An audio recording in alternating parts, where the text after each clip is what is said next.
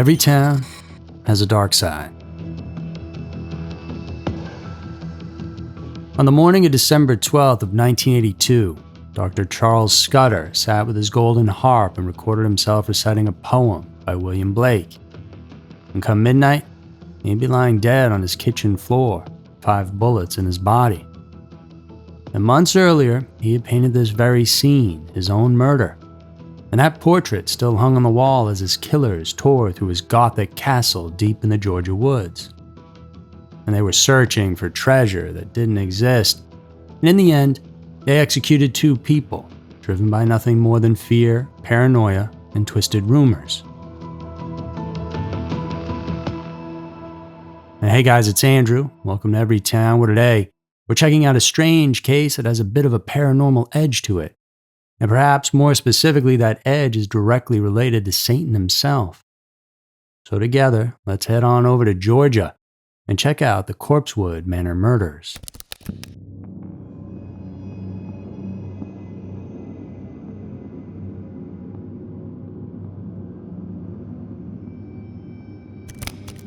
The early 1980s were a time when across the board, America as a whole seemed convinced that Satan himself had moved on into the suburbs. A wave of troubling accusations swept across North America. And intense scrutiny on the activities of satanic cults. Stories of devil worship and satanic cults corrupting young minds. Unbelievable crime at the hands of satanic cults. There were terrifying tales of secret satanic cults bent on tormenting and corrupting the young. Sounds a bit ridiculous now, but it's a common thing we've seen throughout history because it's just part of human nature. In the present, something takes a hold of the culture, an idea of a danger lurking behind every corner. And your friends, neighbors, even loved ones might be infected with the mind virus, and once it takes hold, it just sweeps the entire nation. Now, for the life of me, I can't really think of any recent examples, but maybe you can. Anyway, back then, the fear of Satan consuming our communities was very real. Parents were digging under schools looking for secret tunnels where children were supposedly being tortured. Allegations of physical and abuse of children at a babysitting service. The dark world of ritualistic child abuse. There's a widely held opinion that what happened at the daycare was the devil's handiwork. Underground networks of Satanists were infiltrating daycares and preschools to physically and sexually abuse children in occult rituals. Police departments were trading tips on how to identify pagan symbols. Even Procter & Gamble had to repeatedly deny that their company logo was secretly promoting devil worship. Now, this terrifying wave seeped its way into every nook and cranny across the nation, reaching the highest levels of law enforcement. The FBI found itself investigating hundreds of allegations of satanic ritual abuse. Talk shows and news programs were fanning the flames of fear almost daily. In 1988, for example, nearly 20 million Americans tuned in to watch Geraldo Rivera's NBC special on Satanism, where he interviewed everyone from alleged cult survivors to Ozzy Osbourne. And so then, how does something like this really get started? When asked about the spark that set off the hellfire, many experts point to this book, Michelle Remembers, published in 1980, written by Canadian psychiatrist Lawrence Pastor and his former patient, Michelle Smith. It claimed to be the true story of a woman who had been tortured by Satanists as a child. That book went on to become a bestseller, and suddenly, devil worship was a normal part of everyday conversations. It wasn't full-blown yet, of course, but it opened the gates for discussions on the topic to become more normalized. Simultaneously, music and movies with a dark edge were becoming mainstream. Heavy metal music had hidden satanic messages. Possibly satanic messages on some rock music recording. AC/DC's popular song Highway to Hell hit the charts in 1979. In early 1982, that was the year Ozzy Osbourne bit the head off that live bat on stage. And Kiss, with all their crazy makeup and wardrobes, were demons recruiting children in some people's eyes. It was spread that KISS actually stood for Knights in Satan's Service. Even though that was totally false, it didn't matter, and people believed it. Go into any video rental store and hit up the horror section, and parents were actually horrified with what they were seeing. If you were around back then, you know what I'm talking about. Wall to wall, you had the covers of movies like Halloween, Dawn of the Dead, Phantasm, Friday the 13th, Evil Dead, The Thing, Creepshow, Poltergeist. I could go on and on. So all this converged into the perfect storm of apparent chaos happening. It was chaos at the bookstore, where you rented movies, which bled into it being at the schools and then at your neighbor's house. Most of it was made up in the minds of many, of course, but others experienced it firsthand, and a very select few might have actually been inspired by all this to commit violent acts. And perhaps nowhere is this more evident than in the setting for today's story, in the remote mountains of North Georgia, where two men built their dream home only to become victims of the very panic they never saw coming.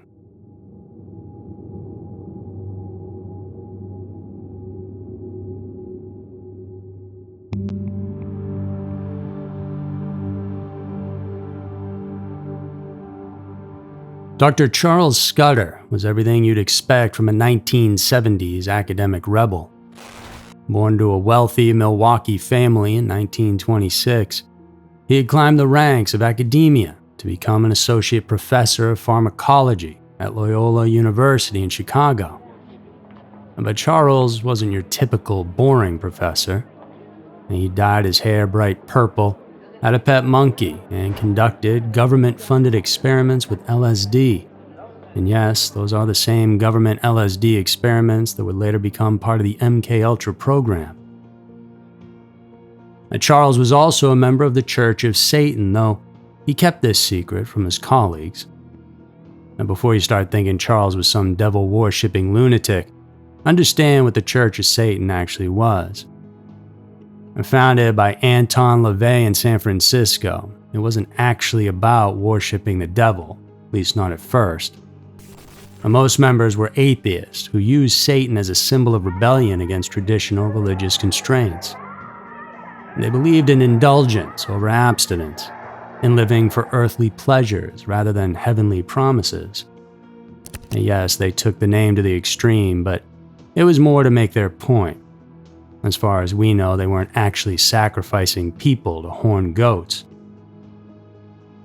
And by the mid-70s, Charles was tired of academic life and the politics within it, and he complained constantly about unruly students and backstabbing colleagues.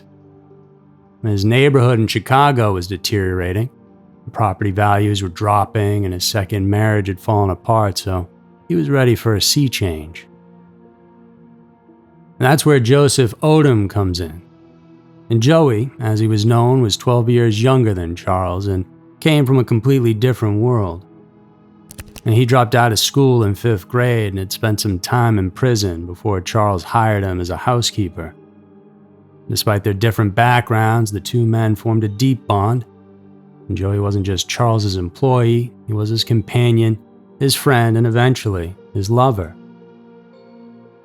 Together they dreamed of escaping the urban decay of Chi-Town for something simpler, something real. They wanted to live off the land, away from prying eyes, and just be themselves without any fear of judgment. So in 1975, they finally found what they'd been searching for. 40 acres of untouched wilderness in the foothills of the Appalachian Mountains up in North Georgia. And Charles bought the land for just over 10 grand. Then on his 50th birthday, October 6, 1976, as a way to celebrate, he walked away from that prestigious job at Loyola once and for good, along with about 12,000 doses of government-grade LSD. After that, he gave away most of his belongings, hit the road with Joey and their two massive English mastiffs, Beelzebub and Arsenath, heading straight for their new life in the middle of the woods. These two guys, only armed with determination and a chainsaw, started building their dream home from the ground up, literally. They dug the foundation by hand, laid every single brick, and installed every window themselves. They named this place Corpsewood Manor, after all the dead and dying trees scattered around the property. And this place was unique, to say the least, exactly what they wanted. The house was oval-shaped, with no sharp corners at all. According to occult beliefs, evil spirits tend to hide in corners, so by keeping everything curved, they could keep the bad stuff out. At least, that was the thought. A pink concrete gargoyle watched over the entrance. The stained glass windows showed human skulls and Baphomet, the goat-headed symbol of the Church of Satan. And inside, it was just as wild. The walls were covered in satanic art, a statue of Mephistopheles, which is a demon from German folklore. They also had two sculptures of a baby, one just being born, the other already dead and skeletal. Out here, they lived completely off the grid. There was no electricity, no running water, just what they could get from their hand-dug well. They grew their own food for the most part, kept bees for honey, made their own wine, and crafted candles from beeswax. And Charles would play his golden harp while Joey, who had become an exceptional cook during his time in prison, prepared elaborate meals. Just two wild men in love, living their authentic lives away from a world that wouldn't accept them. But there was another side to Corpsewood Manor, and it was the one that would ultimately seal their fate.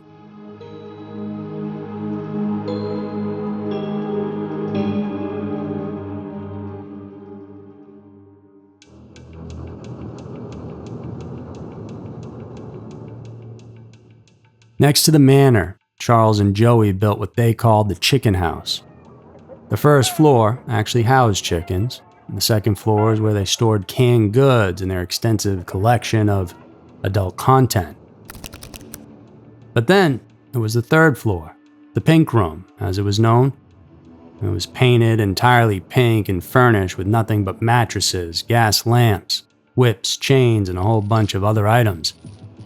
And this was the couple's personal pleasure chamber, and they weren't shy about sharing it with others. Most evenings over at the manor ended in the pink room, and Charles and Joey would invite guests, locals, hunters, curious visitors, to join them for wine and whatever followed after that. Those who participated described the encounters as consensual and free of judgment, fueled by heavy pours of that homemade vino. And there was even a guest book where people could record their experiences and personal preferences for any future visits. Now you have to remember that this was rural Georgia we're talking about. In the late 70s and early 80s, most people here were deeply conservative and deeply religious, people who believed in the satanic panic. From their own perspectives, Joey and Charles were going to open the eyes and minds of those who have been restrained for so long. But really, that's wishful thinking. It's not so easy to change generational beliefs as they would come to find. Word spread quickly about the two men living in a castle on a mountaintop, and the rumors took off fast. People started calling them the gay devil worshippers, and the place became known as Devil Worshippers Mountain, or just DW for short. The timing really couldn't have been worse. And by 1982, the satanic panic was in full swing, and in that kind of atmosphere, one full of fear and paranoia, DW became the perfect target. Local gossip claimed they'd summoned demons to protect their land, and people swore they'd seen robed figures holding seances in the woods. Even the wooden sign at their gate that said, "Beware of the Thing," which was probably just a fun Addams Family reference, was twisted into more evidence that something dark was going on. The tragic irony of it all was that while everyone was busy being terrified of the men in the mansion, the truth is, they weren't dangerous at all. Yeah, they were eccentric, weird for sure, but they weren't hurting anyone. And people who actually went up to Corpsewood Manor almost always said the same thing. And Charles and Joey were kind, generous hosts.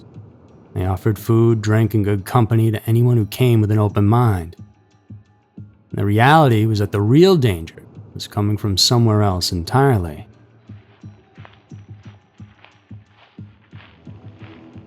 In the fall of '82, 17-year-old Kenneth Brock started hunting on the Corpsewood property.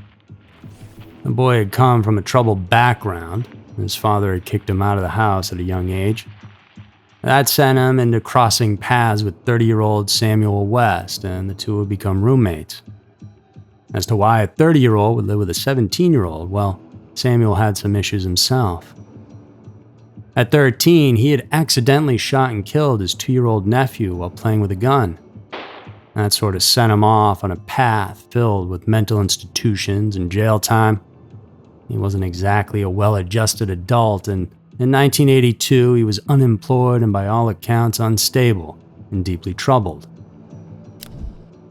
Kenneth eventually crossed paths with the men at Corpsewood Manor, and eventually he told West about the two guys in the castle. According to later testimonies, Brock claimed he'd had sexual encounters with Charles in the Pink Room. Encounters, he said, left him feeling embarrassed and angry. Now, whether those encounters actually happened or if West played a role in making Brock feel like a victim, we'll probably never know for sure. But what we do know is that the two of them talked about the castle often. It was, after all, an anomaly out there in Georgia. With all their talks going on, at some point the two of them became convinced that Charles and Joey were sitting on a pile of hidden wealth, riches they believed were stashed somewhere inside the manor. And this assumption made a twisted kind of sense. After all, here were two men living in a hand-built castle in the middle of nowhere, apparently with no visible means of income. I mean, they had to be rich, right?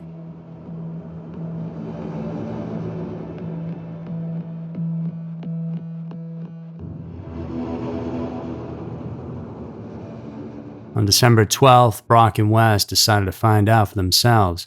They were going to rob Corpsewood Manor.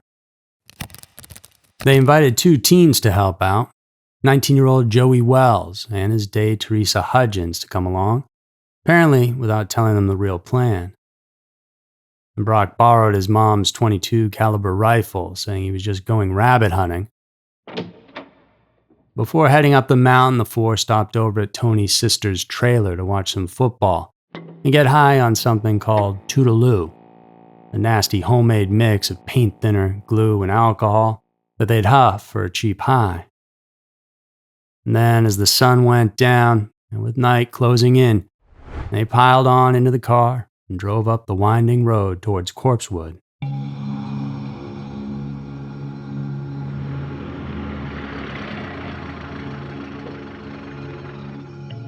When they arrived that December evening, Charles greeted them with genuine warmth and hospitality, as he always did. Despite having never met Teresa and Joey Wells before, he invited all four visitors up to the Pink Room for wine and conversation. And for about 20 minutes, everything seemed cool. They drank, shared stories, even passed around the can of Toodaloo. And when it was gone, Brock said he'd go grab some more from the car. He climbed down the ladder and then went to the ground floor. Only, instead of some party favors, Brock grabbed his rifle. When he returned to the Pink Room with the weapon, Charles actually laughed and said, "Bang, bang," apparently thinking it was some kind of joke, but Brock wasn't kidding around. He grabbed Charles by the hair, pulled his head back, and pressed a knife against his throat, and suddenly, it all became real. What happened next moved in a blur, but Brock tore sheets into strips and used them to tie Charles's hands behind his back, and then demanded to know where the money was hidden. And still trying to keep things calm, Charles explained that there was no cash. Whatever little money they had was safely tucked away in a bank nearby, so he couldn't help them. And that, of course, wasn't the answer Brock wanted. And it wasn't so much that he didn't believe him. It was more that he felt stupid for thinking it was all under a mattress or something. Frustrated, he headed downstairs, calling out for Joey to come outside with the dogs. he wanted to let Charles know just how serious he was. When Joey took too long to get out there, Brock headed inside the home. And from up in the pink room, they heard the muffled gunshots ring out. Brock opened fire, killing Joey and both of the dogs at point-blank range. And Charles was then dragged kicking and screaming into the manor, but the problem with living out in the woods like that is nobody can hear you. Inside, they now all saw the bodies lying in the kitchen. Teresa and Joey were terrified, and they hadn't signed up for this. But at this point, they had to go along with it, fearing if they did anything, they too might be murdered. According to them, when Charles looked at the carnage, he said something that would haunt everyone who heard it. "I asked for this." It was in that moment that he realized how stupid of an idea it was to try and open people's minds that were locked shut. His ideology of a world where people could be themselves was shattered, and he felt like he only had himself to blame.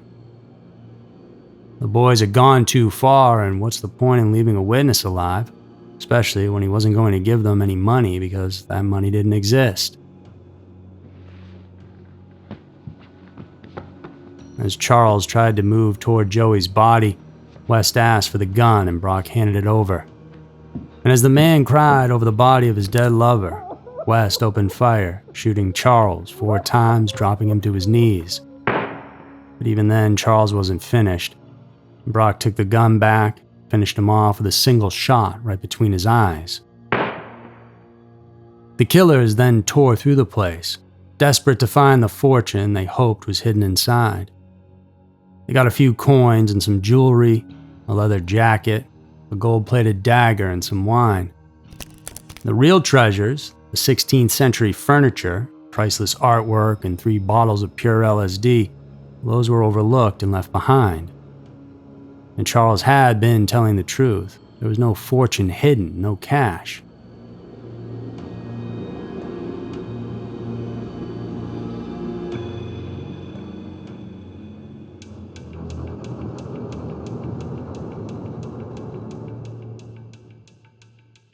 And here's a detail that's beyond weird.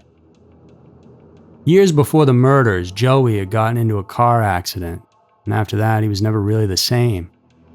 Brain injury left him suffering from hallucinations, and one day he told Charles about a really disturbing vision he'd had. He saw Charles tied up, gagged with a bullet wound to the head. Instead of brushing it off as just another hallucination, Charles was so shaken by it that he actually painted a picture of himself exactly like Joey described. Bound, gagged, with a bullet hole right in between his eyes. And that painting hung on the wall of Corpsewood Manor for months before the tragedy. On the night Brock and West were leaving after the murders, they saw it. And there it was hanging right in front of them, an exact image of what they had just done to Charles. Is that some kind of premonition or just a wild coincidence? After the murders, the killers panicked. They let the 2 teens go, but warned that if they said a word about what had happened, they'd end up just like Charles and Joey. Brock and West then took Charles's Jeep and headed south towards Mexico. At a rest stop in Laurel, Mississippi, they saw an opportunity to get a fresh set of wheels. They spotted Navy Lieutenant Kirby Phelps asleep in his Toyota, and in a brutal, senseless act, they robbed him and then brought him by gunpoint into the woods nearby, where West executed him. And they took his car then and kept going. And 4 days after the murders, a friend of Charles and Joey's stopped by Corpsewood Manor, and he found those blood-stained walls, overturned furniture, and the 2 bodies, so he rushed back to town to tell police. The 56-year-old former college professor and his younger male companion, the 2 men who lived in their handmade castle, were found dead in their home this week. Their bullet-ridden bodies were found on Thursday, and police say they were probably killed last Sunday. When the crime scene investigators arrived, they saw something they'd never encountered before. The walls covered in satanic statues and paintings, whips, chains, vials of LSD all scattered around. In the middle of the satanic panic hysteria, This seemed like all the proof they needed of dark occult activity. And naturally, the media frenzy that followed was explosive. The Atlanta Constitution ran headlines about devil worshippers and their bizarre killing. Articles described the victims as homosexual devil worshippers, living in a dank castle-like home cluttered with statues of Satan. It is believed these two killings are connected with the death of a man whose body was found near Vicksburg, Mississippi. A jeep found near the body belonged to the two men on the hill. While the media fed on sensationalism, the police moved fast. They linked Charles's abandoned jeep to the Mississippi murder. A nationwide search has been launched for the suspected killers, two men who police believe killed for the money, and also for the scorn they felt for the lifestyle the professor and his colleague lived. And Teresa, well, she was so scared by everything that was unfolding, she eventually told her family everything that happened. So, the police knew exactly who they were after. Brock and West ended up having a falling out in Texas, and they went their separate ways. Brock, overwhelmed with guilt, hitchhiked back to Georgia. And in Marietta, he called his mother and confessed to everything, saying he was sorry. He then walked into a gas station and told the attendant he was wanted for murder and surrendered when the police showed up. West, figuring Brock might crack and tell about the plan to get to Mexico, had to regroup. And he made it as far as Chattanooga before running out of gas on Christmas Eve. And tired and broke, he walked through the rain to a highway lounge, found a cop, and just let it all out and confessed.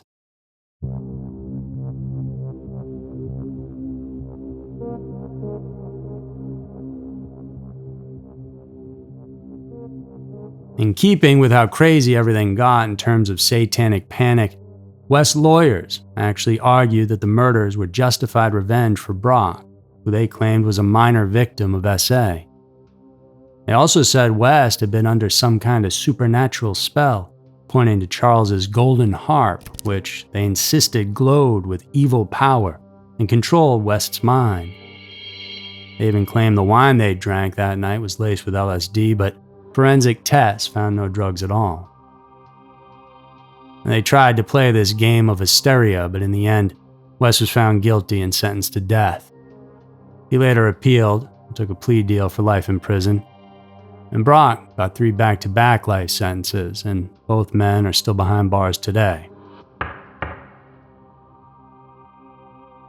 Now, I'm not saying Joey and Charles were saints, but they certainly didn't deserve what happened to them. And it's interesting that while all the townsfolk were freaking out about them up on that hill, out in those woods doing Satan knows what, the real demons were actually walking among them the whole time. And as the saying from one of the coolest villains in cinematic history, Kaiser Sose, goes, the greatest trick the devil ever pulled was convincing the world he didn't exist. And that's something, satanic panic or not, we all need to be aware of.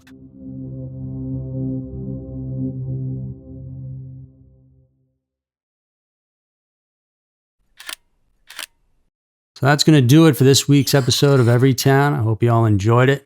Appreciate you all very much for tuning in. Stay safe out there. If you want more content from us, just dip on down to the description box and we got links galore. Remember to come back next week for another episode filled with scary, strange, and mysterious stories, because you never know. Maybe your town will be next.